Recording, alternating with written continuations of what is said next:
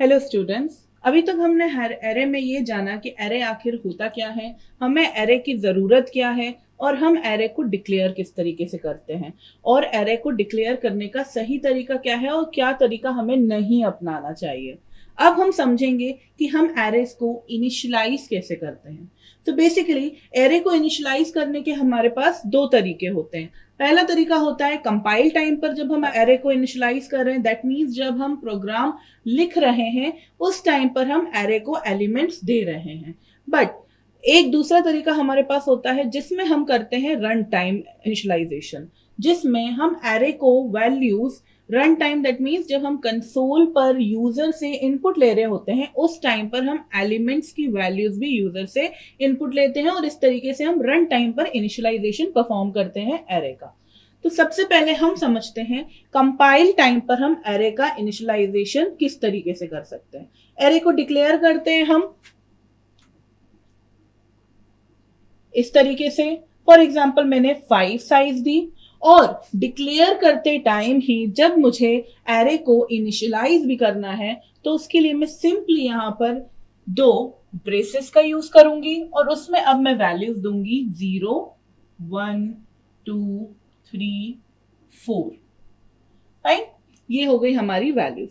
सो ये कितने हो गए हमारे एलिमेंट्स 1 2 3 4 5 और हमारा साइज क्या हुआ एरे का 5 और एलिमेंट्स की इंडेक्स वैल्यूज भी इसी तरीके से होंगी 0 1 2 3 4।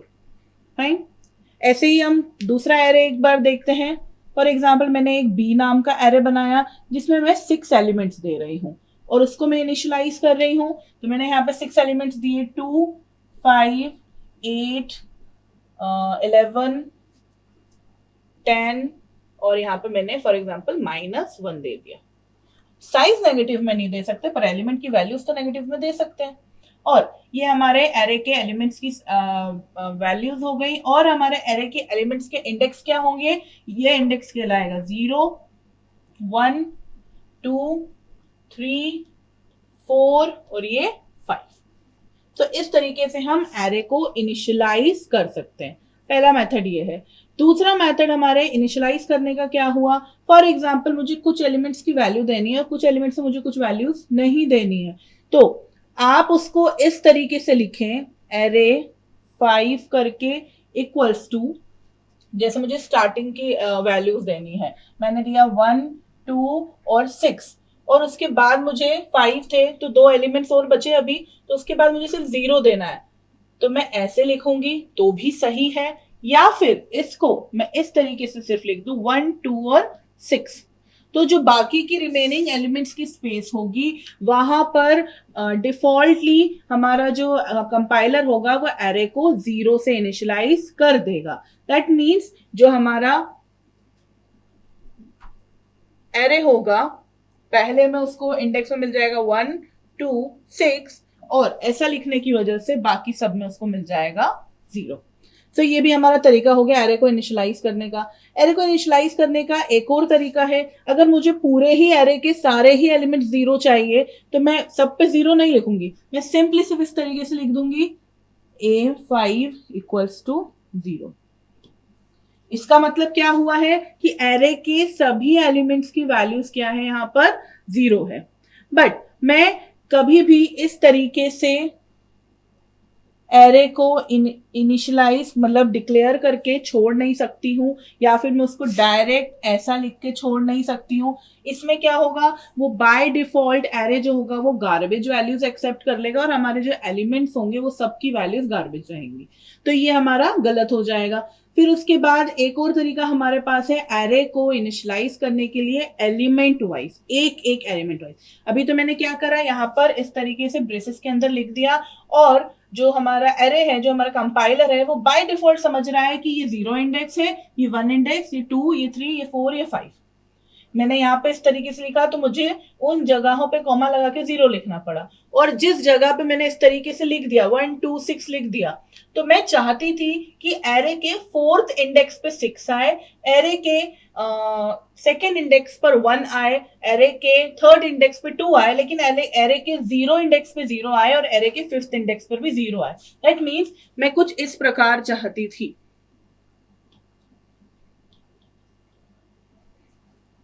एरे की value.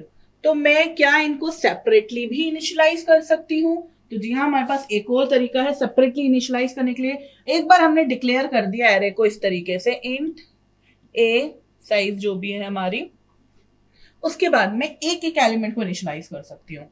A 0 equals to 0, a 1 equals to 1, a 2 equals to 2, a 3 equals to हमारा हुआ 6, और एरे की फोर्थ एलिमेंट हुआ हमारा, फिफ्थ एलिमेंट हुआ हमारा 0। तो मैं ऐसे इंडिविजुअली भी यहाँ पर इनिशियलाइज से कर सकती हूँ। किसी एक पॉइंट पर बाद में मैंने एक बहुत बड़ा प्रोग्राम लिखा है, उसमें मुझे किसी एक एलिमेंट की वैल्यू अपडेट करनी है, तो अपडेट करने के लिए भी मैं इस प्रोसीजर को यूज कर सकती हूँ। मैंने बहुत बड़ा प्रोग्राम लिखा है और पहले इनिशियली वैल्यू मैंने 1 दी थी फर्स्ट सेकेंड एलिमेंट की या सेकेंड एलिमेंट की, लेकिन मैं चाहती हूँ कि मेरे एक प्रोग्राम के किसी पॉइंट पर उस एलिमेंट की वैल्यू चेंज हो जाए, तो मैं डायरेक्टली उसका इंडेक्स नंबर यूज करके मैं उस पर्टिकुलर एरे की वैल्यू को चेंज कर सकती हूँ। अब इनका ये जो तरीका है, ये था मेरा compile time error, compile time array initialisation. अब मैं बात करूंगी रन टाइम एरे इनिशियलाइजेशन की। सो अब हमने देखा था कंपाइल टाइम हम इनिशियलाइजेशन एरे का किस तरीके से करते हैं। अब हम देखेंगे रन टाइम पर हम एरे का इनिशियलाइजेशन किस तरीके से करते हैं। रन टाइम पे का मतलब है कि अगर मेरा आउटपुट स्क्रीन है ये, तो मैं चाहती हूं जब आउटपुट स्क्रीन कंसोल हमने खोला है उस टाइम पर मेरे पास ऐसा लिखा आए A1 इक्वल्स टू, और यहाँ पे ब्लिंक ब्लिंक हो। दैट मीन्स मैं यूजर से इनपुट ले रही हूँ एरे ए के एलिमेंट, सेकेंड एलिमेंट की वैल्यू, तो इस तरीके से मेरे पास आए। और मैं चाहती हूँ कि पूरे ही एरे का आ जाए, पूरे ही एरे का एक साथ आए। दैट मीन्स मैं यहाँ पे A0 की वैल्यू पुट करूं, एंटर करूं, तो A1 की वैल्यू एंटर कर सकूं, फिर A2 की वैल्यू एंटर कर सकूं। इस तरीके से जितने भी एलिमेंट्स हैं एरे में, तो वो मेरा आउटपुट इस तरीके से आए। और जब मैं हमारे आउटपुट स्क्रीन पे एरे के सारी वैल्यूज स्कैन कर लूं, सभी वैल्यूज यूजर से इनपुट ले लूं, उसके बाद मैं पूरे एरे को डिस्प्ले कर सकूं, दैट मीन्स प्रिंट कर सकूं मेरे कंसोल पर उसी मैनर में जिस मैनर में मैंने यहां से एरे की वैल्यूज स्कैन करी थी। तो उसके लिए क्या यूज करना पड़ेगा हमें? पहली बात तो हमको क्लियर है, स्कैनएफ का यूज करना पड़ेगा। स्कैनएफ का यूज तो हमें हर सिंगल के लिए, हर सिंगल एलिमेंट के लिए यूज करना पड़ेगा। तो या तो हम इस तरीके से यूज कर सकते हैं। पहला तरीका हम लिखेंगे प्रिंट एफ, फॉर एग्जाम्पल मैंने एक एरे बना दिया है इंट A5, ठीक है। Print F enter first element, और यहां पर मैंने इस तरीके से कर दिया, और यहां पे मैंने स्कैनएफ का यूज करा, स्कैनएफ परसेंटाइल डी, क्योंकि अल्टीमेटली वो है इंटीजर टाइप का एलिमेंट, और यहां पर मैंने लिखा M% A0,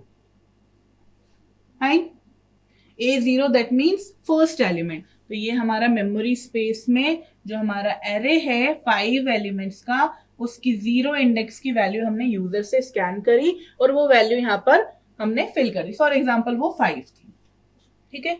नेक्स्ट एलिमेंट के लिए print F enter second element, फिर मैंने स्कैनएफ लिखा सेकेंड एलिमेंट के लिए, scanf percentile D M% A1, fine. इसी तरीके से third element, fourth element, fifth element. Printf में हम एक और तरीके से लिख सकते थे। मैं थर्ड एलिमेंट के लिए आपको लिख के बताती हूँ। प्रिंटएफ,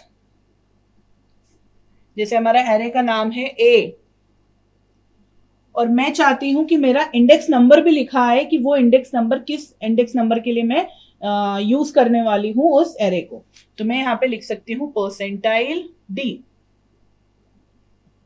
और यहां पर मैं उस इंडेक्स नंबर की वैल्यू यहां पर किसी अगर वेरिएबल में सेव कर रखी है तो वो वेरिएबल यहां पर मैं लिख सकती हूं, और उसके बाद यहां पर क्लोज, ठीक है। तो हमारा आउटपुट स्क्रीन पे कुछ इस तरीके से लिखा आ जाएगा A0 इक्वल्स टू, तो ये दिखने में ज्यादा अच्छा लग रहा है।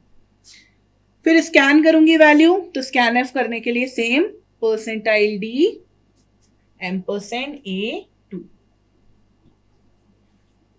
ये तो तरीका हो गया हमारा एक एक एक एक करके सारे एलिमेंट्स का रन टाइम पर वैल्यूज स्कैन करने के लिए एक एक एलिमेंट की। बट हम जानते हैं कि अगर हम रिपीटेटिवली अगर किसी भी स्टेटमेंट को बार बार एग्जीक्यूट कर रहे होते हैं, तो अभी हमने थोड़ी देर पहले ही सीखा था, उसके लिए हम यूज करते हैं लूप्स, राइट। तो हमारे यहाँ पे ये दो स्टेटमेंट बार बार एग्जीक्यूट हो रहे हैं, बस चेंज क्या हो रहा है, हमारे एरे की इंडेक्स वैल्यू, उसके अलावा तो कुछ नहीं चेंज हो रहा है। और इंडेक्स वैल्यू के लिए हम इंडेक्सिंग के लिए हम इटरेशन के लिए एक वेरिएबल यूज कर सकते हैं लूप के अंदर। तो इसी को हम लिखने का तरीका किस तरीके से कर सकते हैं, सबसे पहले एक प्रिंटफ लिख देंगे, बस printf enter elements backslash n, ठीक है। फिर हम एक लूप लेंगे फॉर लूप, उसके लिए हम एक आई वैल्यू, आई इंटीजर ले लेते हैं, आई की वैल्यू हम इनिशियलाइज करेंगे 0 से, क्योंकि हमारा एरे की इनिशियल इंडेक्स जो पहला इंडेक्स होता है वो 0 होता है, तो हम 0 से स्टार्ट करेंगे। कहां तक जा रहा है, लेस देन, कहां तक, हमारे एरे के साइज तक। तो अगर तुमने एरे का लास्ट इंडेक्स का साइज लिखना है तो आप उसको आई लेस देन इक्वल्स टू 4 लिख सकते हो, बट अगर हम डायरेक्ट साइज लिखेंगे तो आई लेस देन 5 लिखेंगे और I plus plus, fine. For loop के अंदर प्रिंट एफ, मैंने वो जो आपको थर्ड वाले एलिमेंट के टाइम पे तरीका बताया था, ए परसेंटाइल डी इक्वल्स टू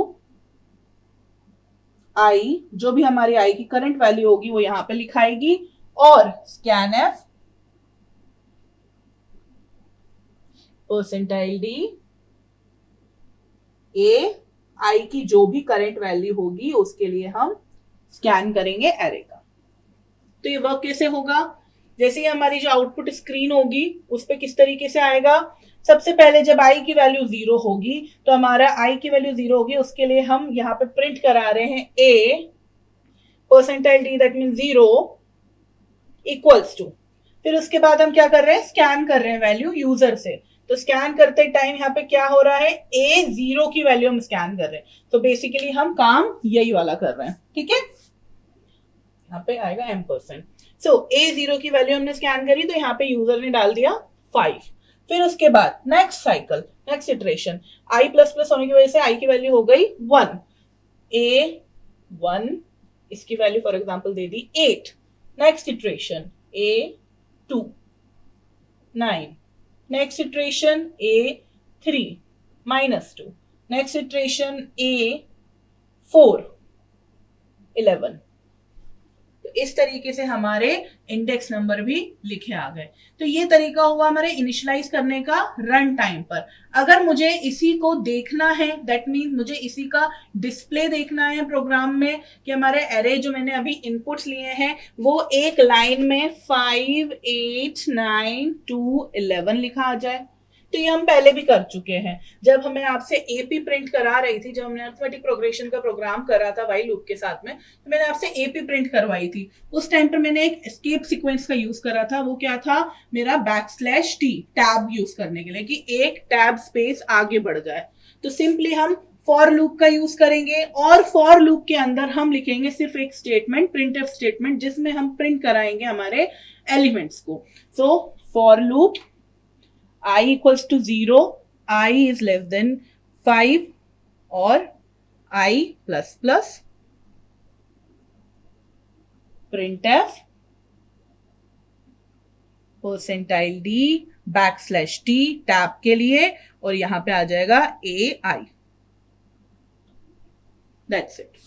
तो ये तरीका हो गया हमारा सिंपली हमारे एरे को डिस्प्ले कराने के लिए। चलिए अब इन सभी चीजों को हम प्रैक्टिकली इंप्लीमेंट करते हैं और देखते हैं कि हमारे टर्बो C++ कंपाइलर पे हम किस तरीके से एरे को डिक्लेयर और इनिशियलाइज कंपाइल टाइम और रन टाइम पे करते हैं। सो अब हम सबसे पहले हमारी हेडर फाइल्स इंक्लूड कर देंगे।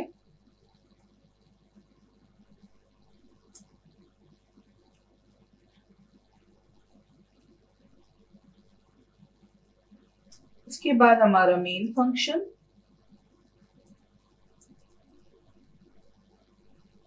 अब हम यहाँ पर डिक्लेयर करेंगे हमारे वेरिएबल को। हमारा वेरिएबल है ARR जिसकी साइज है 5 और अब यहाँ पर हम क्लियर स्क्रीन फंक्शन का यूज करेंगे ताकि पुराना आउटपुट हम क्लियर कर सकें।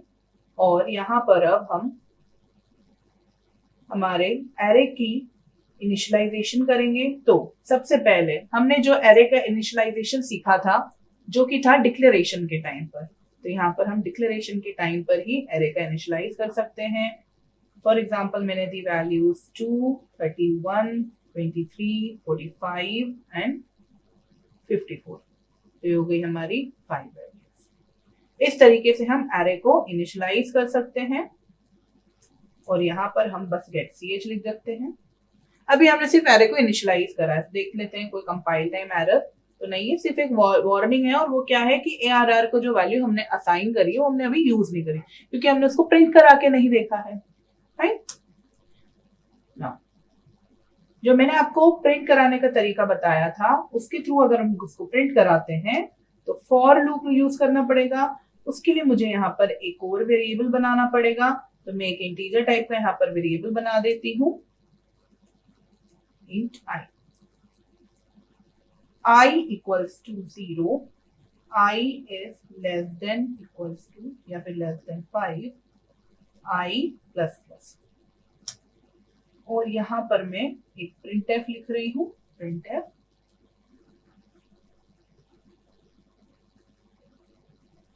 a या फिर array नाम लग देते हैं पूरा, array percentile d equals to,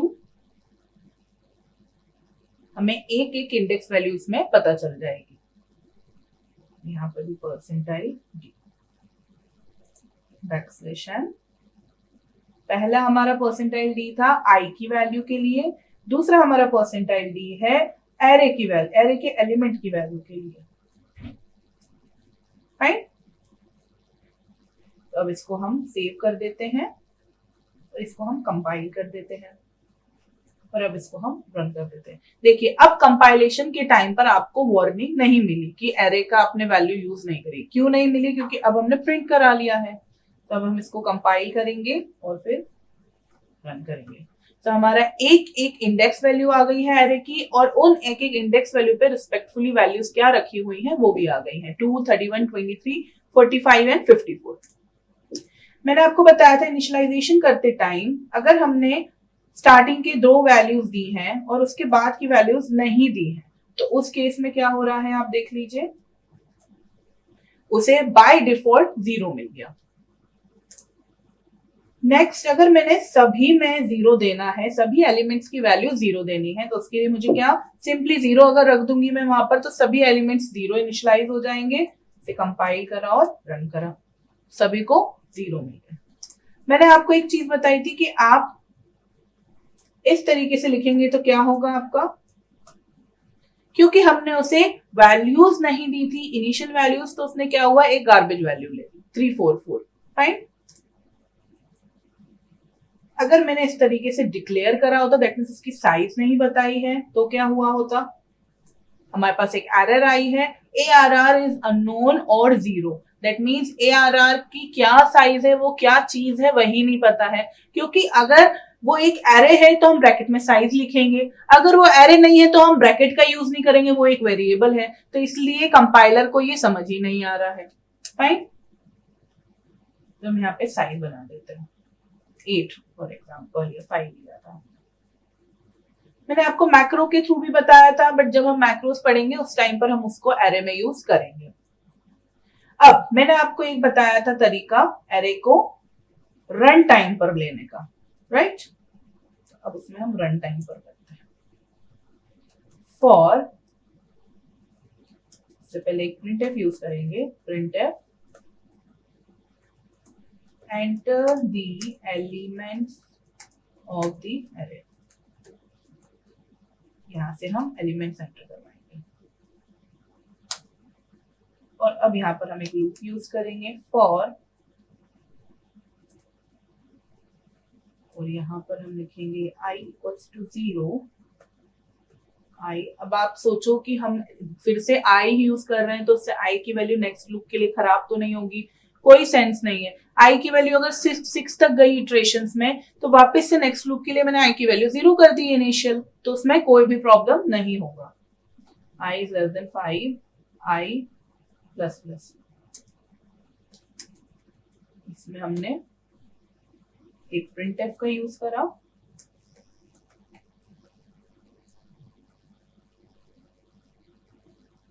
और इसमें हम लिख रहे हैं array percentile d equals to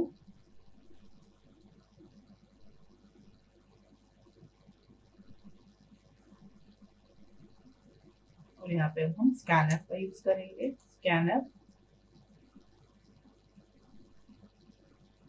percentile d ampersand ARR i, जो भी आई की वैल्यू, इस प्रिंटफ में हम आई यूज करेंगे। चलिए अब इसको हम कंपाइल करते हैं और रन करते हैं। प्रिंटफ एरर, यहाँ पर हमने डबल टी यूज कर दिया है। नाउ कंपाइल अगेन और इसको फिर से हम रन करेंगे। Enter the elements of the array, array 0 index, तो हमने यहाँ पे वैल्यू दी 23, दूसरी वैल्यू हमने दी 43, तीसरी वैल्यू दी हमने 65, फोर्थ वैल्यू दी हमने -6 और फिफ्थ वैल्यू हमने दी है 2। तो ये हमारी वैल्यूज यहाँ पर लिखी आ गई। मैं चाहती हूँ इस तरीके से एरे लिखा ना आए, लिस्ट जैसा आए, जैसा लिस्ट होती है हमारी वैसा एरे आए।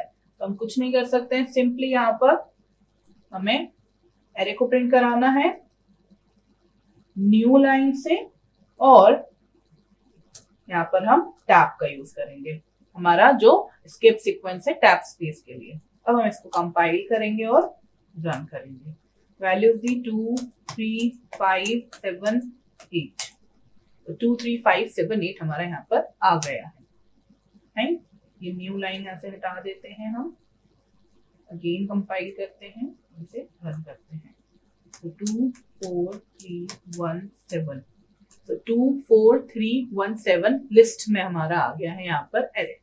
आप चाहते हो इस तरीके से लिखे, ये सब हमारे इमेजिनेशन पे है कि हमें हमारा प्रोग्राम कितना अच्छा लुक वाइज बनाना है। तो उसके लिए हम सिंपल यहाँ पर एक और प्रिंटफ का यूज करेंगे और यहाँ लिख देंगे हम एरे ऑफ 5 एलिमेंट्स इज, और यहाँ पे न्यू लाइन। अब आप इसको देखिए, हमने यहाँ पे दिया 4, 8, 2, 9 और ये 5। So array of 5 elements is 4, 8, 2, 9, 5। इस तरीके से हम array का इनिशियलाइजेशन कर सकते हैं कंपाइल टाइम भी और रन टाइम में भी।